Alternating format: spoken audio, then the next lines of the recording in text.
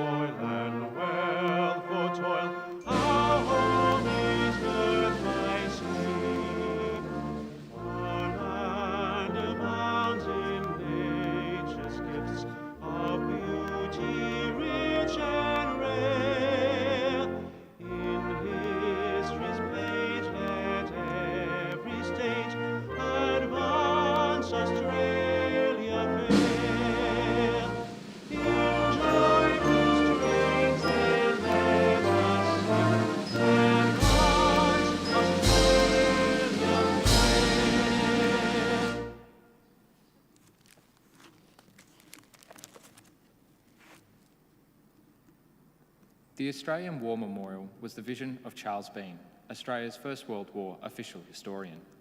Bean landed with the Australian troops on Gallipoli and stayed with them at the front through to the end of the war. The idea of this national memorial and museum came to him at Pozières, France, in the depths of the bloody fighting of 1916. Bean's idea was that this would be a place where families and friends could mourn loved ones buried in faraway places. It would also be a place that could help all Australians understand what these men and women had endured and what they had done for us. Bean's vision, to which we remain true, is best expressed as inscribed in the entrance to the memorial's galleries.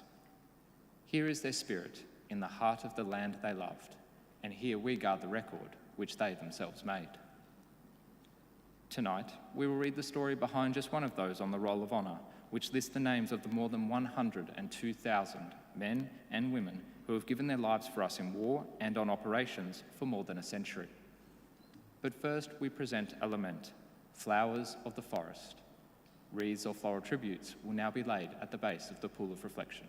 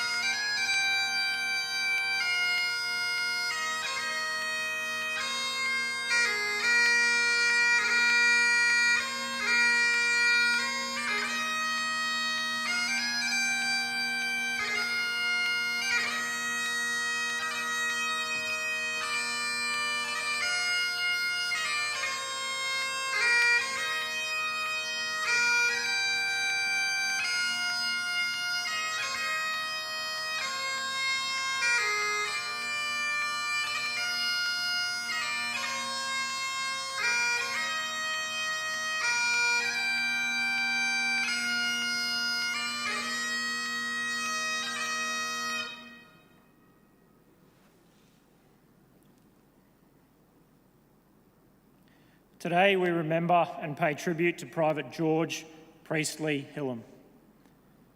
George Hillam was born in 1879 to Priestly and Harriet Hillam in Mount Pleasant, South Australia.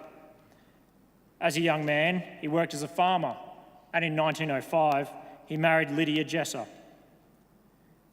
Hillam volunteered for service in the Australian Imperial Force in June 1916, travelling to Adelaide to enlist. He trained in Australia for several weeks before boarding the transport ship Anchises in late August, bound for England. On board the same ship was his wife's brother, Private Thomas Jesser. In October 1916, Hillam arrived in England and was admitted to hospital with mumps, a very common illness in the crowded camps and transport ships. He recovered after a fortnight and continued his training for several months. He sailed for France in February 1917, where he joined the 43rd Australian Infantry Battalion. When he joined the unit, the 43rd Battalion was stationed near Armentières in northern France, on the border with Belgium. For the next few months, the men of the unit spent time in the front lines and training in rear areas. In the middle of 1917, the British commanders had shifted their focus north to the region around the Belgian town of Ypres. In June, Hillam's unit was employed as carrying parties and in the front line during the Battle of Messines, which was the first objective in the sector. This was a successful action, and it gave the British a base from which to launch an offensive into Belgian Flanders. The 43rd Battalion remained at Messines until July 1917, holding the line and improving the trench system. Although they were not involved in major battles, men were wounded almost every day by enemy artillery, sniper and machine gun fire. In the middle of July, the battalion was relieved and moved to the rear area.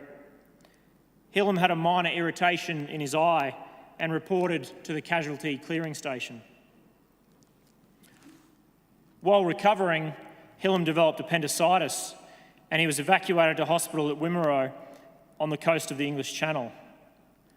His condition steadily worsened and he died on the 31st of July 1917. He was 37 years old. George Hillam is buried at Wimereux Communal Cemetery in France alongside more than 2,800 Commonwealth servicemen of the First World War. In Australia, Hillam was survived by his widow Lydia and their two daughters Effie and Avril. Lydia had recently learnt that her brother, Private Thomas Jesser of the 40th Battalion, had been killed at Messines. Many members of the extended Hillam family served in the First World War.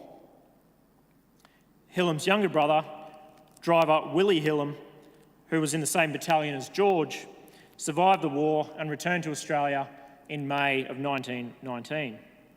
His younger brother, Private Archie Hillam, of the 1st Australian Machine Gun Battalion, served on the Western Front and returned to Australia in July 1919. Two of Hillam's cousins were killed during the war. Private Alan Hillam of the 3rd Battalion was killed in Belgium in March 1918, and Private Hugh Hillam of the 29th Battalion was killed in France in April 1918. Private George Priestty Hillam is listed on the Roll of Honour on my right, among almost 62,000 Australians who died while serving in the First World War. His photograph is displayed today beside the pool of reflection. This is but one of the many stories of service and sacrifice told here at the Australian War Memorial. We now remember Private George Priestty Hillam, who gave his life for us, for our freedoms, and in the hope of a better world.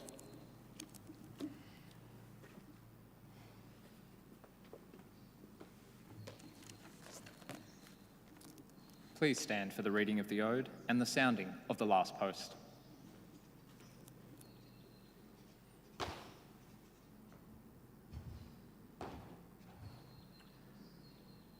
They shall grow not old, as we that are left grow old. Age shall not weary them, nor the years condemn. At the going down of the sun and in the morning, we will remember them. We will remember them.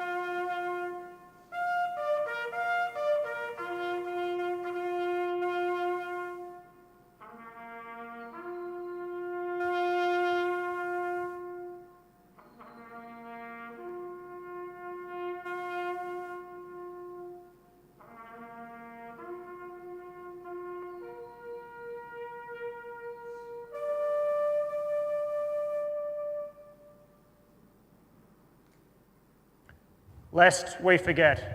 Lest we forget.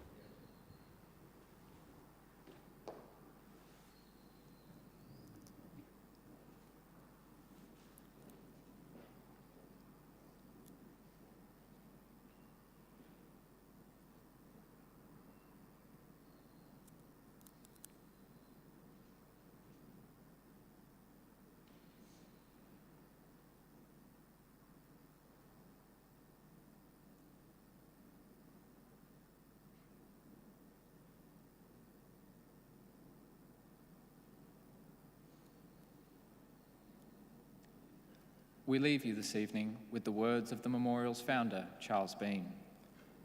Many a man lying out there at Poziere or in the low scrub at Gallipoli, with his poor, tired senses barely working through the fever of his brain, has thought in his last moments, well, it's over. But in Australia, they will be proud of this. Ladies and gentlemen, girls and boys, that concludes the last post ceremony. We thank you for visiting the Australian War Memorial and wish you all a very good evening. Thank you.